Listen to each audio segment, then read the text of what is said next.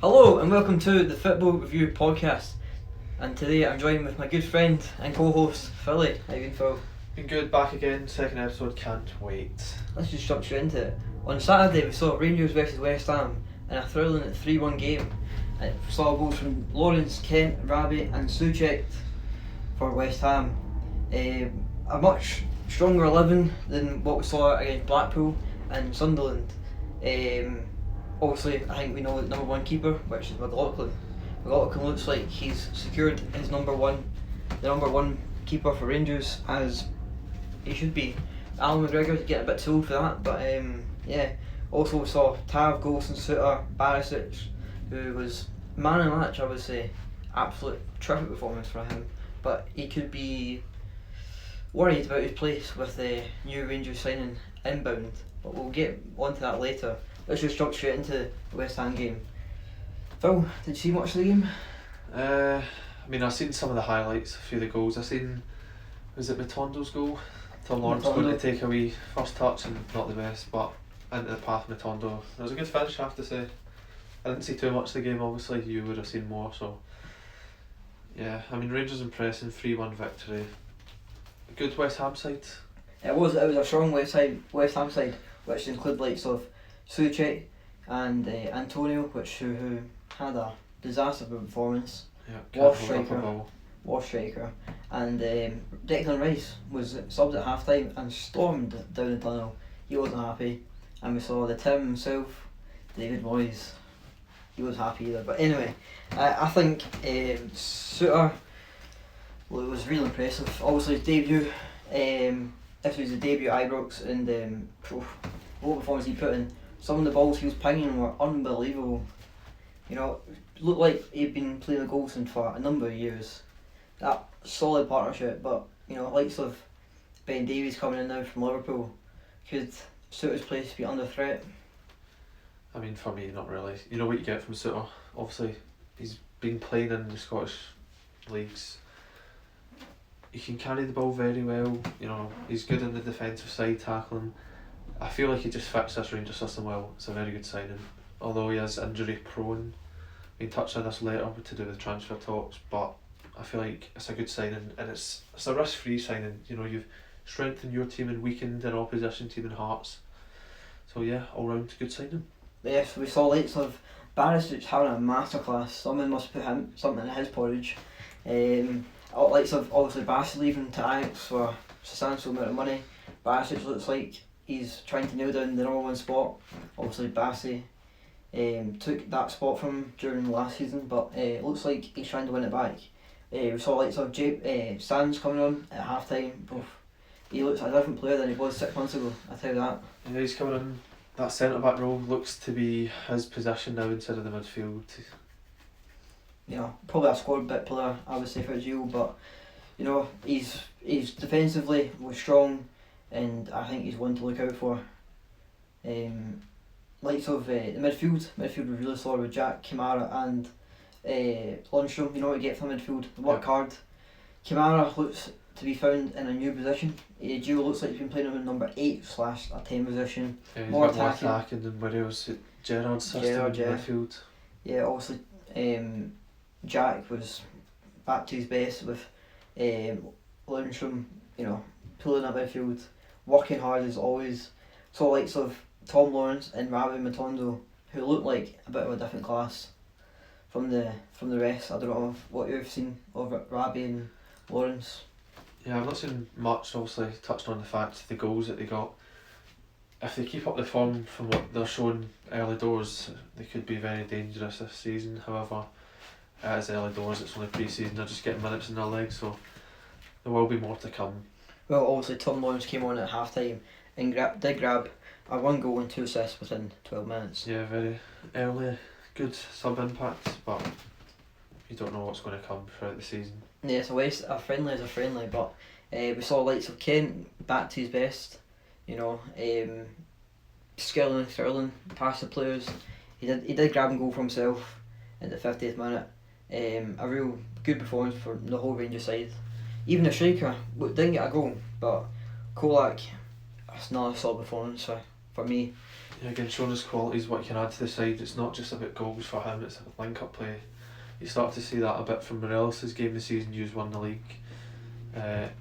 Prior seasons he was just about scoring goals, but now he was linking up with the play, and you see that with Kolak, what he's doing. And touched on Kent a wee bit there. You said against Blackpool's head might have been elsewhere. Not a good performance, but aggressive. Did it change? Oh, absolutely. Different player. It looks like he's more settled. Again, he was did things with purpose and had a drive through that team, and obviously grabbing a goal. I think if we get Champions League, he's guaranteed to stay. But you know, never know these days with players. Big money talks, but passion, fuel, desire talk more. Anyway, that's what I thought of the West Ham game. I thought it was a really solid performance. Gio implemented his tactics perfectly. We see between the 4-2-3-1 and the 3-5-2 that they're going to play, with Lundstrom dropping in and Jack into the back, picking the ball up. The 1-2 passing when West Ham presses up high was unbelievable.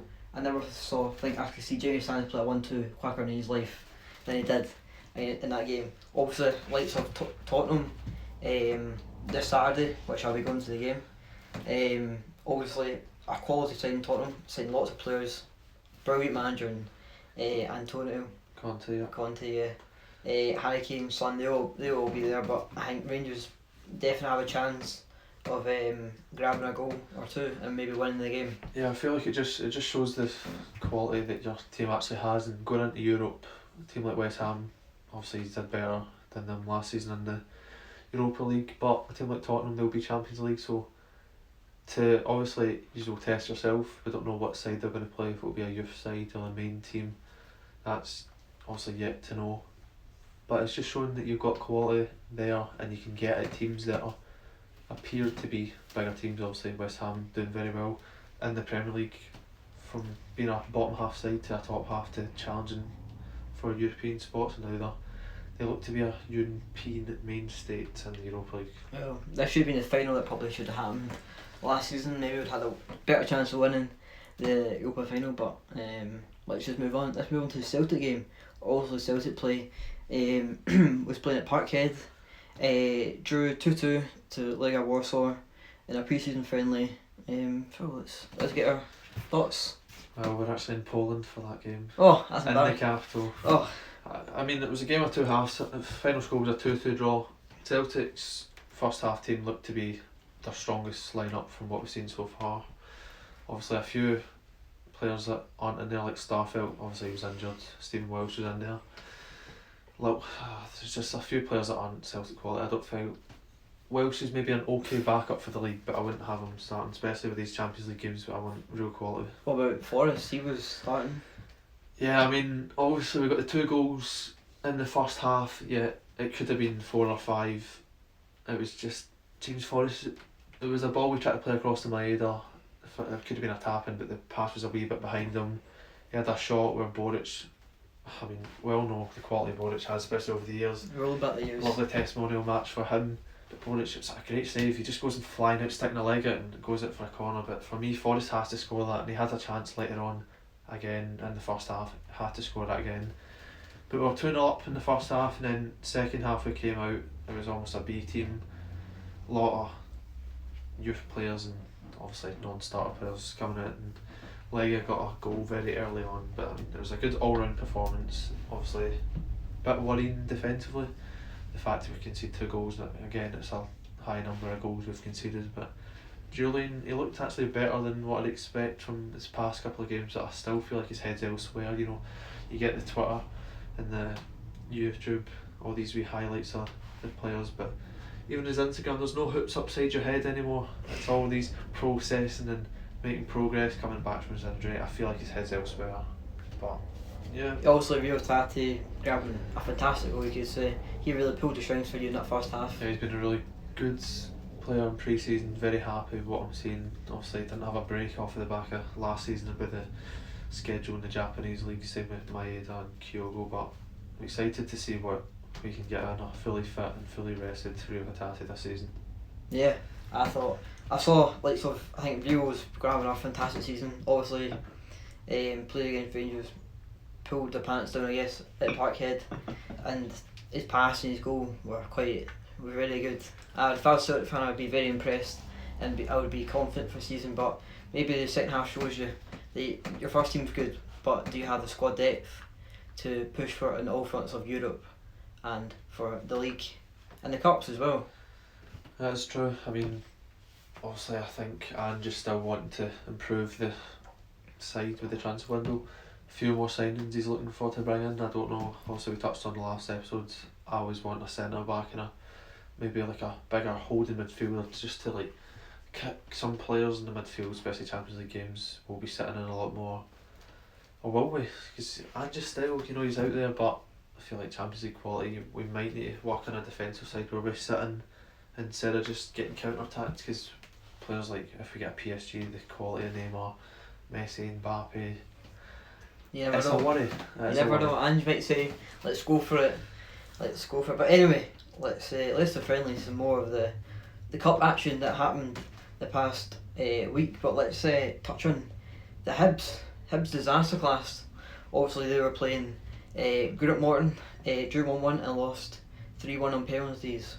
But that wasn't really the main talking point no, of the game. it wasn't. No, you think it would be for clubs like Hibs, and I predicted them fourth, which they've really let me down so far. Yeah, but seems to be more likely in my sixth spot that I said at the. But they took a dramatic turn when they confirmed that they had Fury ineligible. Yes, actually. Yeah, Rocky Bershish. Yeah, Rocky Bershish. Who has served got 2 yellow cards and has served a suspension. Also played them during the match, and went to the SFA, and they handed a punishment of a 3-0 defeat for Hibs. At the same time, issuing a fine for a player and club. This means that the Easter Road man finished the competition on 6 points from their four matches, and they're out of the cup. Getting knocked out. We've seen Hibs in the cup. Do you feel about that, Philly? I mean, it will be a new side obviously under the new manager Lee Johnson, but I don't really think they're a threat if Celtic got them. Slight worries there. Obviously, you've seen what they could do last season, Premier Sports Cup final. We obviously ended up winning, but we were 1-0 down. I feel like it's just better for the bigger teams in the Premiership that they're playing maybe a weaker side than Morton if they do, or any other teams that qualify that's not Hibs. Oh, I think it's quite embarrassing for Hibs. Obviously, it's not the manager's fault. I would say it's more his background staff should have pointed it out and said so. Yeah, that's so poor. I don't know how that happens. For a club, for a small club, like ALLOA or something like that, it might have been fine. But massive clubs like Hibs, they have the money, they have the club, the name, everything going for them. I think it's really poor, and to get knocked out in this way, the fans will be devastated. Yeah, I mean, I don't know who the starting lineup was, but Rocky Bershish, like, he doesn't have to play. I know MORTIZ is playing. Is Hanlon, is he still a bit? I think he is, but I don't know if he's winning. Yeah. They also brought in players as well for this centre half position, so I don't know why they would have to play. Especially in that game, like, it's Morton at the end of the day.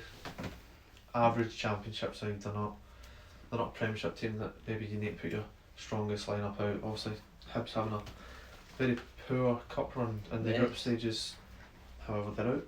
Well, you think this will affect their league form? If anything, it's more likely they've got something to focus towards in the league, I'd say.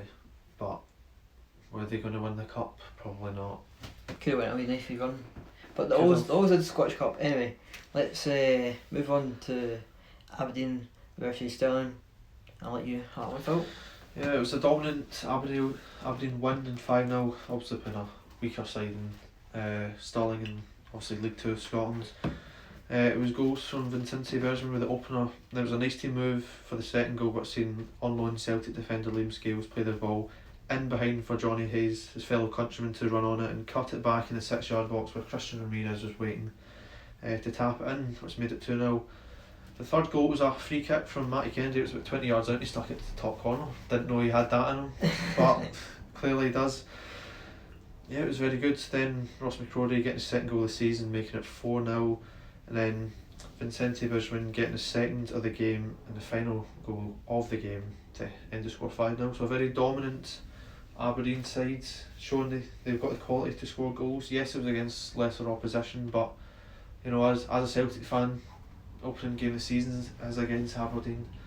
Could be a wee bit of a worry. Keeping the clean sheet, getting 5 goals, it's looking good for Aberdeen. Impressive pre-season they've had so far. Obviously, looks like we'll go through in the cup. The really strong squad they've added. I didn't think the manager would be up for it, but Jim Goodwin looks like he's added a lot of quality, likes of Scales, Hancock. Obviously, Christian Muirstein could be a big factor on them maybe getting cracking the top 4. Yeah, I had a good season last season. Thought he was going away, but he's obviously stayed. So anything that's just strengthened the Aberdeen squad and improving it, and they're looking good for the season. They are.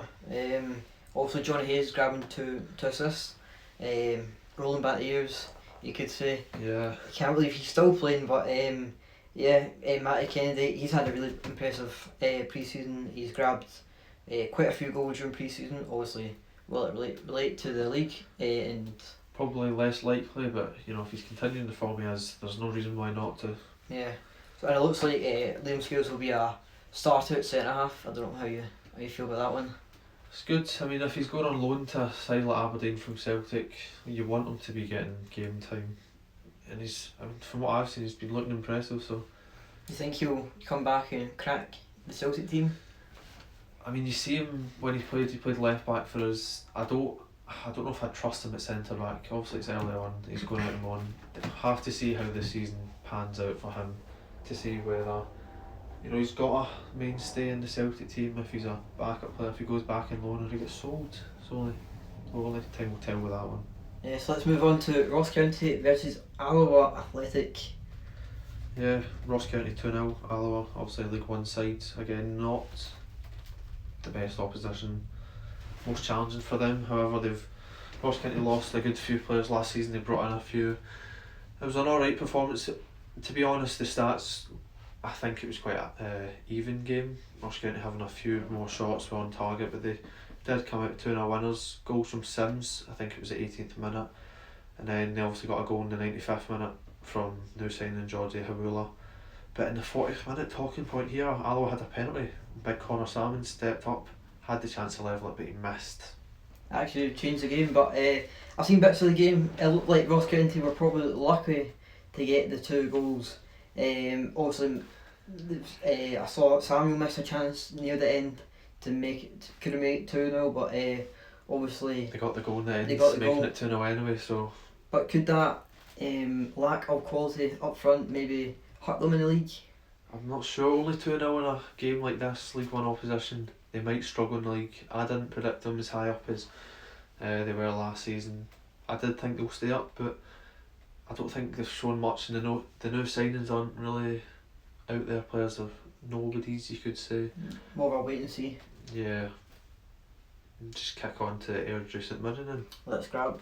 There you go. A shock result. Yes. Very shock result. League 2, AIRDRIONIANS beating St Mirren. Fans were not happy with this. Full-time whistle. Fans were booing their players. Airdrie came out top in it, even a fair. You wouldn't expect that. Obviously St Mirren, they went down to 10 men with Greg Kelty. He got sent off for a very high challenge. Worthy of a red, I must say. And obviously with the change, the system has to change. So they got an early substitute, St Mirren, and they took off their new striker Olusunya for midfielder Ryan Flynn.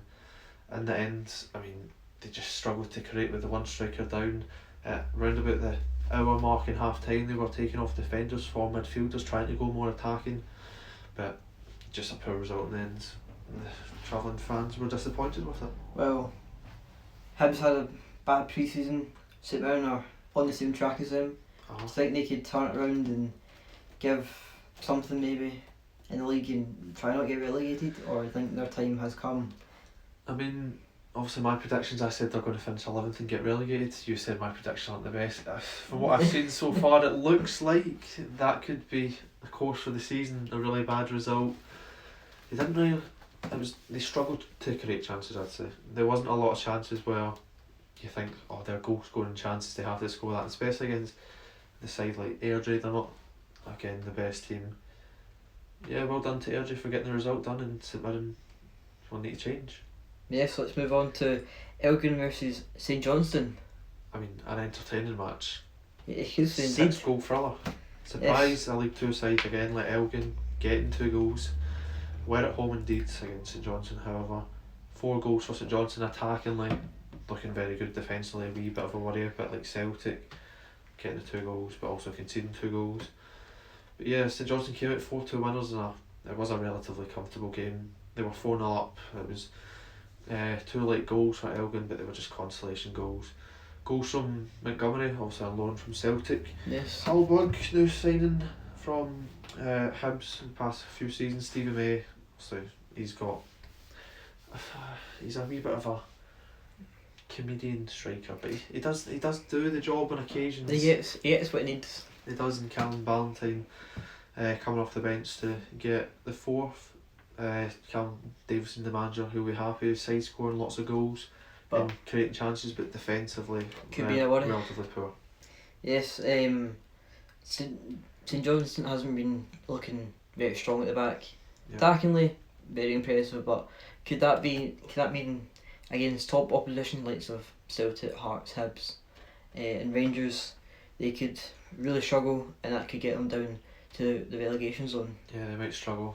Not showing too much, obviously. They did get the 4 goals in the end. It looked to be comfortable, but then maybe lapse of concentration. Elgin getting 2 goals in it, but they finished the game in the 70 minutes. They were 4-0 up, and then 2 goals conceded, but the game was done at that point.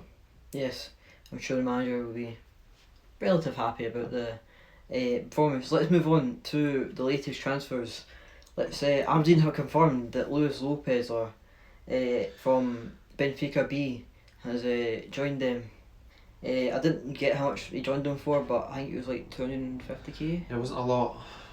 The man known as Duck, I don't know why he's called that, but no idea. I'm sure we'll find out. Yeah, from the Benfica side, he wasn't too bad. You know, he got 8 goals in 20 matches for the previous season. Jim Goodwin commented on the striker, saying he's strong, powerful and quick, and obviously adding options to Jim Goodwin's attacking options. So yeah, he's already international. He's played 1 international game for Cape Verde. He's only 22 as well, so I know he's quite a young striker. In that Stirling game, fans were relatively happy, looked to impress, and obviously the dominant 5-0 win, he came off the bench. Wasn't too much about it, but also Aberdeen looked very strong in the striking position. Do you think he will get much game time, or do you think he'll be more of a backup?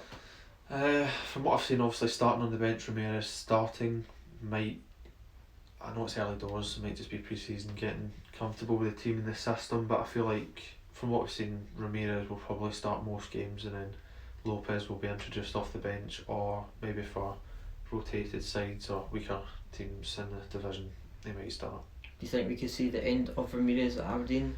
This could be his protege, maybe in a season or 2 time? I feel like he'll be here the whole season, so I don't think he'll leave in January. Next season, will he still be here? Obviously look to be leaving the last season. I don't know, I feel like they'll work well together. Don't know the system they'll be under, if it's 1 striker or 2 strikers, but yeah, options for Jim Goodwin, and it looks to be good. Well, let's move on to Rangers. Obviously confirmed the signing of Ben Davies from Liverpool with a 3 million plus 1 about 4 million total. 4 million total. 4-year deal for Ben Davies as well. That's true. Undisclosed fee, as they do say. Doesn't have the money, but big Fabrizio Romano comes in clutch. He joined Liverpool for 500k in 2021. Obviously back then when Virgil van Dijk and pretty much every defender they had was getting injured. Yeah, Fabinho had to drop into the centre back role. He didn't even get a game. Reece Williams and also people, many Rangers fans would be worried about that, but last season he went on loan to Sheffield United. Played 20 games and grabbing a goal, which he's a left-sided centre half, which you could see him fitting in. Yeah, you don't really have that. You're playing Balogun really in that role last season. Yeah, with Bassey's away, Balogun's also away, so yeah, it's just adding squad depth to the side, and also alongside new signing John Souttar on a free. Obviously we've touched on him a wee bit from what we've seen in pre-season, looks to be good. Goldson's there, Sands playing a wee part, so you've got 4, I'd say, good enough defenders to see out the season for you. Well, obviously he's been used to playing a back 3, that's what he played at Sheffield United, same with Suter, who played in a back 3 at Hearts, and Golson, who were playing in a back 3 in Europe last season. I think he'll probably come in and be a starter. I'd imagine for that money anyway. Obviously, that would probably a bit of the Bassey money. Yeah, it's giving you options in Europe to drop into that 5 and that 3 systems. Obviously, in the league you might play 4. You don't need as many defenders in the league for Celtic or Rangers, but you've got good options there. Also, now signing Malik Tillman. Malik Tillman, indeed. With the option to buy. Not seen too much of him. Well, he also played. He came from Bayern Munich. He's got a loan with an option to buy. Yep. He's a USA international. He's more of a kind of centre forward, attacking mid position, which Rangers would need quality. Obviously, Scott Arfield played that position last year. Didn't really work for him. Yeah, not seen much of him. Probably technically not good enough to play in that position, but you know, obviously he came from Bayern Munich. He played what? How many games? 4 games. 4 appearances last season, so he was getting in about. Obviously, that Bayern Munich squad's obviously so much quality. You got Müller in that position, Yeah. so he's not going to see too much game time. But he impressed from what the games he's played, and obviously got the chance to come to Rangers on loan and option to make it permanent. He's only 20, but he's got bags of experience training with the Bayern Munich first team. Probably learnt a lot from Thomas Müller and Lewandowski. Obviously, he got his Champions League debut at Bayern. Obviously, hoping to add more at Rangers. Yeah, more Champions League minutes maybe this season for Rangers if they get qualify. Through. But we'll have to wait and see.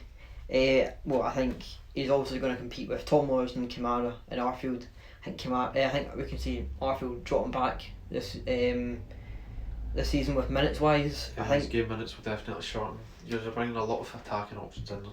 So yes, I think obviously Tom Lawrence is going to be yet to see where he's going to play. He's playing attacking mid against West Ham, but is that his position, or is he going to go to the left and right? But we don't know. I feel like the middle might be his mainstay, but obviously he'll be competing with Tillman now, Glenn Kamara. I don't think we'll see Kamara in the centre mid row. I think that's really Jack and Lundstrom's. Yeah. So you've got a lot of attacking options, especially for cover wise. Obviously Hadji will be coming back shortly. You got Kent. You don't have much people on the left, but I'm sure you can play Matondo or Lawrence or whoever on the left, and you've got Kolak up front with Morelos obviously coming back from his injury not too long. So lots of options. So far Rangers are really strong in the transfer window. At the start they had a lot of gaps and lack of quality, but every signing we're getting is a quality signing with experience, and looking forward to it. But speaking of transfers, YILMAZ is a 21-year-old left back who plays for Besiktas. Obviously playing in Turkey. He's a Turkish international. He already played 6 games at 21. Rangers are apparently wanting him to compete with Barisic for the left back. The deal looks slow but surely getting there. Apparently he's heading over to the UK to complete a medical. It looks like Rangers and Besiktas have agreed a deal for roughly about 6 million plus a 20% selling fee. It's quite a lot for a left back. That's true, and he does have 1 year left on his contract. I don't know if they maybe paid a wee bit. Panic buying over. Maybe, but likes of Tottenham and Frankfurt were interested in him. Obviously, Kostic looks like he's away to West Ham, but I think that last season he played 33 times, grabbing 3 goals and 4 assists. It's alright for a 21-year-old. Obviously, he plays a wee bit different from Barisic, what we're used to. Yeah, I think you will definitely need a left back, especially for cover. Barisic, you can go missing parts of the season. Obviously, that's why you've seen Bassey coming and doing very well. Yes, Barisic is the definition of a confidence player. If he has any confidence, he'll be very bad. You think of that Celtic 3-0 game at Parkhead, but then he's been impressing in pre-season. Obviously, they go against Blackpool. Decent enough performance against West Ham, so again more options for you, especially in the systems you could play. You never know when you got a 5, Barisic might not even play. You might play like even a Kent there. I doubt it. Obviously Kent usually plays off the striker on a 5. Yeah. But you might play one of the wide men, even Lawrence or whoever, because from what you've seen, they are grit and determined players. So that's true. They'll play a system however it works. But do you think this could be a bit of a overpayment for? Seems like it. It does does. seem like it. I don't know if they've. Reported fee of £6 million plus the selling clause, just because Premier League clubs are interested. Yes, they've got the money, but I mean, considering you are undisclosing fee and everything, I'm not sure if £6 million is a good option. He's not been too much like game time wise, 30 odd games for 21-year-old. 21, yeah. Already international as well. He's looks like the hot. Looking to be impressive, however, he's not really proven for that price tag, I'd say. 6 million is a lot in Scottish football. So. Yeah, that's true. He's obviously said Davies would probably be a starter.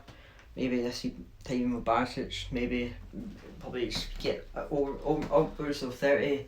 Rangers rejected a bid back in January from I think it was from about Fulham or something like that, or one of the Premier League side, lower Premier League side. I think there was reports of him going back to Croatia as well for Zagreb. But obviously that didn't work out, but I think it'd be a good signing. But before we move on to Celtic, I just want to touch on, it looks like James Tavernier will be getting a new contract. Yeah. Take him into 2026. It'll be 11 years at Rangers if he stays that long. Also Fabrizio Romano confirming the deal. You know, I don't know how he gets all information from, but he's never wrong. He's never wrong. But I think good to tie him down again. I guess been very good for his past few seasons. I think every year is getting better and better. I was going to say, obviously bringing in that YILMAZ defender, do you see another defender leaving? Because you've brought in quite a few, especially sort of in the centre half position. I think like sort of Simpson I think he's gone. What about Katic? You've seen him pre-season playing a few more games. Obviously we know what Katic's about. He's a big physical guy.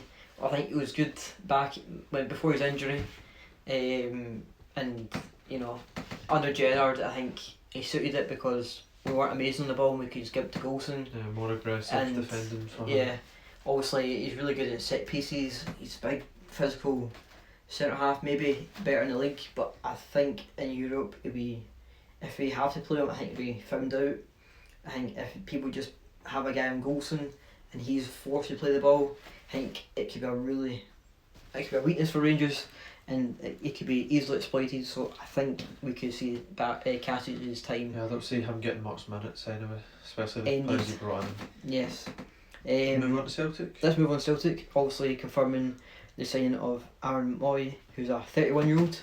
Obviously Australian international. Played with Ange before. Played with Ange, knows what he's about. Team.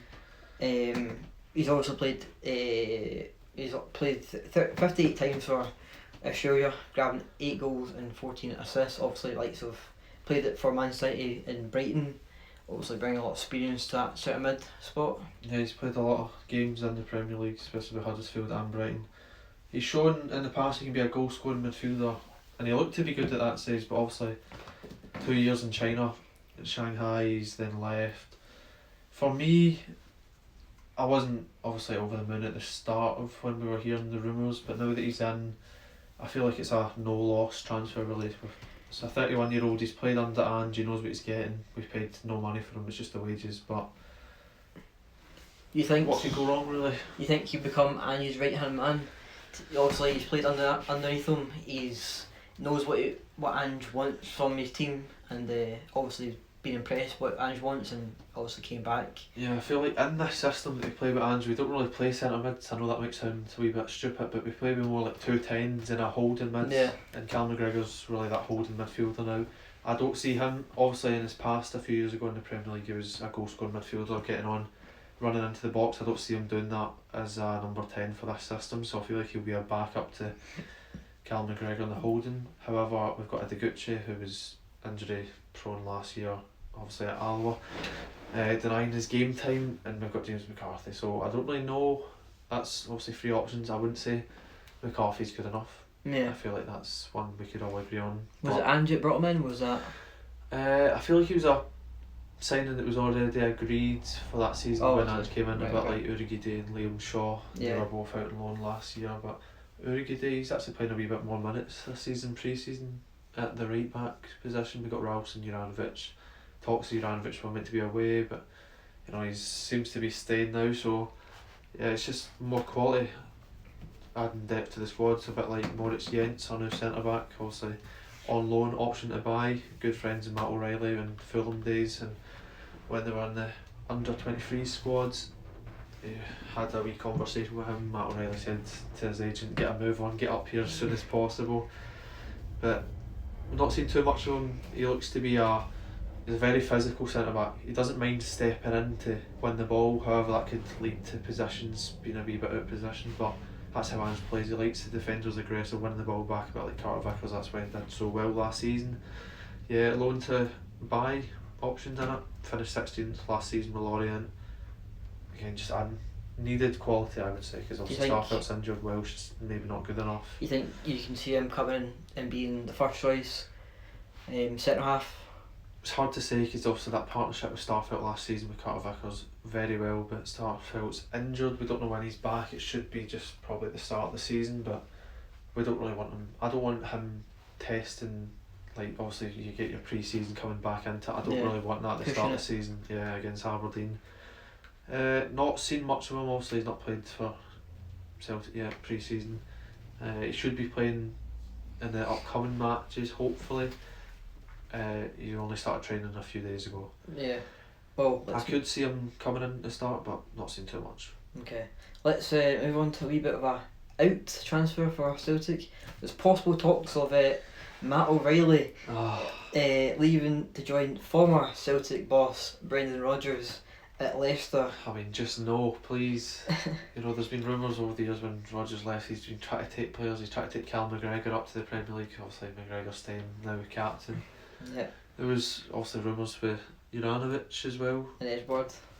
Yeah, I mean, hopefully not, because Matt O'Reilly's been very impressive pre-season. I mean, I'm actually in love with him. Well, he did only come in January, so you know, obviously Ange rates him highly. You obviously rate him highly. Most Celtic fans, I would imagine, rate him highly. Yeah, he's such a good player, so intelligent, especially with his passing range, and he knows when to dribble, when to pass. It's a very nice player to watch. How much do you think he would go for if Brendan Rodgers came down in Leicester, came down and put 20 million on a table with a 10% selling fee? I mean, for me, I wouldn't take it, just because we've not seen enough. It's only been about 6 months. He's not even been here a year. That's true. But the money we paid for him, we only paid from the range of 500,000 to 1.5 mil. So obviously financially been very well, and we've been spending quite a lot of money. So I don't really think we need the money if we're going. Also, you got Champions League. Exactly, Champions League money. I wouldn't take it. I feel like he's the next Rogic successor. You think? He's similar to him, the dribbling, the passing. He's just such a quality player, and I can't wait to see more of him this season. So hopefully he does stay. Well, let's head over to Edinburgh, where they confirmed the signing of Shankland. Obviously went to Belgium, but had joined the Jambles from the Belgium side, Belshot, for an undisclosed fee, but I think it's roughly about 500k. Yeah, Hearts not doing too much business, but the business they are doing seems to be good business. Shankland's obviously had the season in the Premiership. He did well. It was very good for Dundee. Obviously getting a Scotland call up for his efforts in the league. We seen off the back of last season, Boyce doing very well with Ellis Sims up front. Could he? I mean, obviously the quality, I wouldn't say he's the same as Ellis Sims. Wee bit of a different player. Sims is more physical. Well, obviously Shankland grabbed 7 goals and 5 assists in 32 games last season, where Sims got 7 goals and 2 assists in 26 games for Hearts last season. Yeah, the league, they're not too much different. You might say Scottish League's a wee bit more physical, but we've seen the likes of people from Scotland leave to Belgium doing well, like Jack Hendry, obviously now in the Scotland squad, but he couldn't cut it for Celtic in the Scottish League, so not sure. I don't really know what Shankland will bring to this Hearts side too much now, but is it maybe Alan Forrest coming in doing very well for Livingston on a free. It's just adding more depth to the squad, a bit like Lewis Nielsen, very young prospect from Dundee United, looks to be good, can play pretty much anywhere in defence, in the centre, on the right, and yeah, just adding players in that seems to be going better for them. Do you think this is the end for Sims at Hearts? Ellis Sims, I feel like he's not coming back now. Obviously it was a loan. I don't see him coming back. If they're bringing in another striker, especially like Shankland, I don't think he'll want to be sitting on the bench. He'll be wanting to play up front with boys and compete. So I don't think Sims will come back, which is unfortunate for Hearts, because he did very well and he was good to watch at times, but you know, Boyce is up there. They still have enough goals in them to stay comfortable in third, I would imagine, this season. Well, obviously, let's move on to, we saw the European draw for the likes of Rangers, Dundee and Motherwell. Let's start with Rangers. Obviously, they got drawn against Union SG. I've not pronounced the other one. Yeah. It's a mad thing, but obviously Union, that's what I'm just going to refer to them as. Did very good last season. Did very, very good. Also this season, they started the pre-season very well. They've played Brighton and Sporting, obviously two quality sides, getting a draw between them and beating Feyenoord 4-0. Obviously Gio's old team. It's a big result. That is a big result. They're not a bad team. No. They went to the Conference League, that's true. last year, obviously not winning it, but 4-0 victory. Whether they played their best team, Feyenoord, or not, that's a very, very good result. Obviously Sporting, Champions League team at times, very good. Brighton's a very good Premier League team, so they look to be doing very well. Last season they were 77 points clear in first, and then they played their wee, it's almost like a Scottish League playoff where it's the top four, drop them to second, losing out in the league to Bruges. Well, but yeah, they seem to be a good side, and it could be a challenge for Rangers not to underestimate them. Well, they play 3-5-2, similar to Rangers, how they play in Europe. They kind of push the ball out to the wide and get the wing backs in about it. It's almost like that Braga team, how they play. They're very wing back heavy. Obviously, you ended up beating them a few seasons ago. They're a very strong defensive side. They conceded fewer goals in Belgium than USG, with 13 goals against in 14 games. Out possession, they're solid, and they know the system really well. I think it could be a really difficult time for Rangers, but obviously last season people saw Malmo and thought Rangers definitely should be in there, but obviously it didn't happen, so it could be a slip up for Gio, or Gio could go and absolutely thump them. Yeah, it's like these teams from off leagues, like the Celtic Rangers from the Scottish League, you know, we've seen Malmo last season, Swedish League, you know, like, it shouldn't be too much, but like quality wise, but you have seen they've been Champions League, and obviously again they got it last year. They're not too bad against the group. I think it was Zenit, Chelsea and Juventus, if I'm not wrong. Yes, it was. So not to underestimate them, but they seem, obviously, I would be honest, I've not seen too much of them. Kind of an unknown club for me. And then seeing what they did last season in a tough Belgium league, because it's like a Portuguese league. There's like 4 or 5 teams that could challenge for the title. So not to underestimate them, but should be an exciting match to watch. Well, obviously last season they lost Dennis Undav, was on loan from Brighton. He grabbed 27 goals and 13 assists for them. Yeah, good FPL player for the Premier League this year. Yes, so only 5.5. But that's the loss of him could be very interesting. Obviously we don't know too much about their signings. If they've brought in a quality enough striker to replace him, it doesn't look like they're going to get him back at all. It looks like Brighton might start him this season, so yeah, not to underestimate them, but it could be an exciting game. Motherwell Sparta or Viking, however, Motherwell playing SLIGO Rovers. Let's talk about that. Obviously they lost 1-0 last night to SLIGO. Aiden goal in the 27th minute. That's true. Motherwell were pretty much dominant. SLIGO kind of nicked the goal and did what they should do. Away from home. Defensively done very well, compact as ever, but yeah, a bit of a shock result. I kind of see, based off of last season, Motherwell, I'd expect them to win that. Obviously at home they lost, now they're going away from home. Could they turn it around? I don't know, but obviously Mugabe making the mistake for the goal. Yep. I think maybe SLIGO was a bit underlooked. I think people just kind of disregarded them. Again, maybe like it's Malmo. a bit like the Rangers and then their opponents, not to underestimate them just because the league that they're coming from. Obviously they've got enough quality to win the game, as we've seen, and the manager obviously good enough to manage a system where they sit in, played it tactically very well, and seen them get the result. They look like a very strong and well drilled side.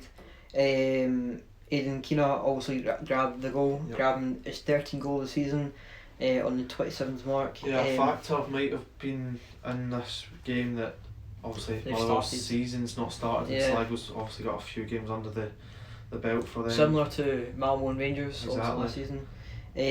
Well, I think Motherwell fans they showed up in the hundreds and thousands, but David Turnbull was there as well. David Turnbull was there, former Motherwell man. Yeah.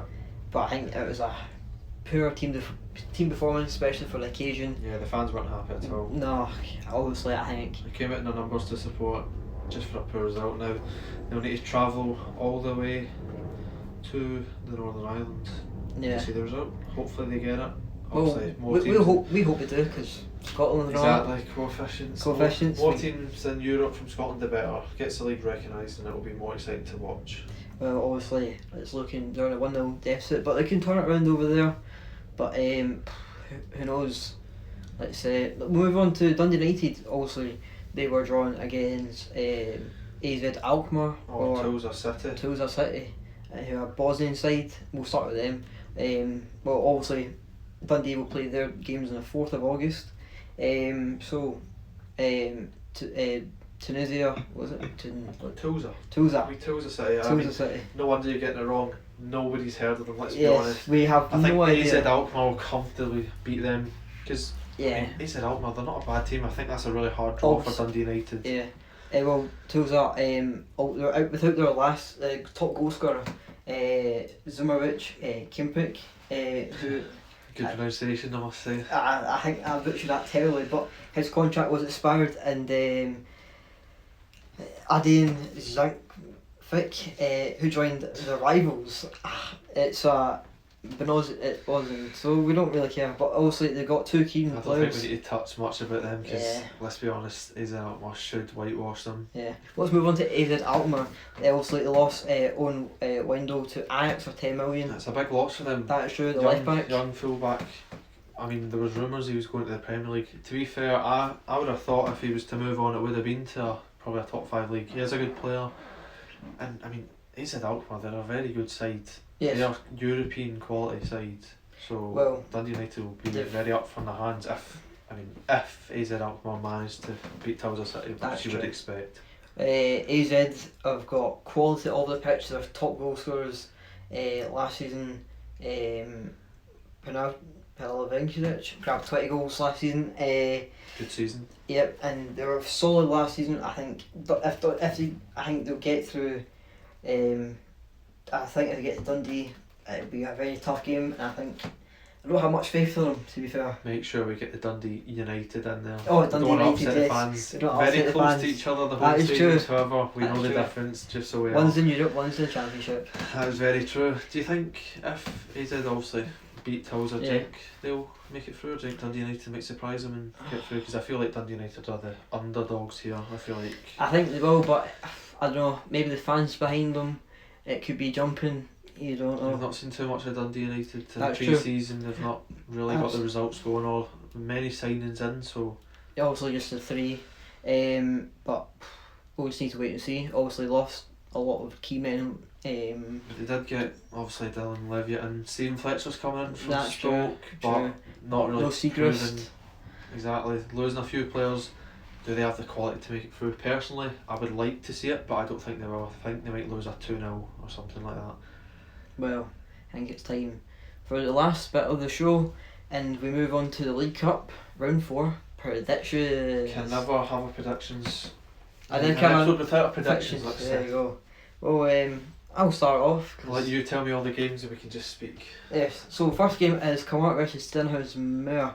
From the 26 competitive times they've met, STENHOUSEMUIR have managed 7 wins, 2 draws, and lost 17 times.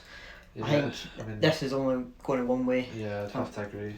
I've got KILMARNOCK 2, STENHOUSEMUIR 0. Oof, 2-0. I mean, as much as we say KILMARNOCK haven't really added quality players to the squad as STENHOUSEMUIR, I think also I'm going to predict a KILMARNOCK win. I just don't know, will they concede? Will it be a high scoring game? I'm just going to go a wee safe 1-0. 1-0 KILMARNOCK. Guarantee the win. I think, well, they'll do the job and see I'll it. say Kyle after Brace. Why not? Why not? Jordan Jones, obviously he joined. I'll say a Jordan Jones 1-0. 1-0. Will it be a screamer? You love a wee screamer. Nah, I feel like it'll be a nice enough work move, ball zipped across the 6-yard box and he'll sneak in at the back post for a tap in. Well, let's move on to St Johnstone versus Ayr United. The Saints haven't lost to Ayr in the last 9 meetings, although they played them in the Scottish Cup 3 seasons ago. St Johnstone have struggled defensively. they've seen their defence breached 12 times in the last 8 games. On the other hand, St Johnstone have scored their fair share of goals, as they found the net 6 of their last 7 games. Just like St Johnstone, Ayr have scored and conceded a few goals. Recently they found the net in 9 of their last 11 games, while keeping 2 clean sheets in the last 13 games. So I think the goals will be flying in this game. The thing is with Ayr, I mean, they only pretty much just survived Championship football last season.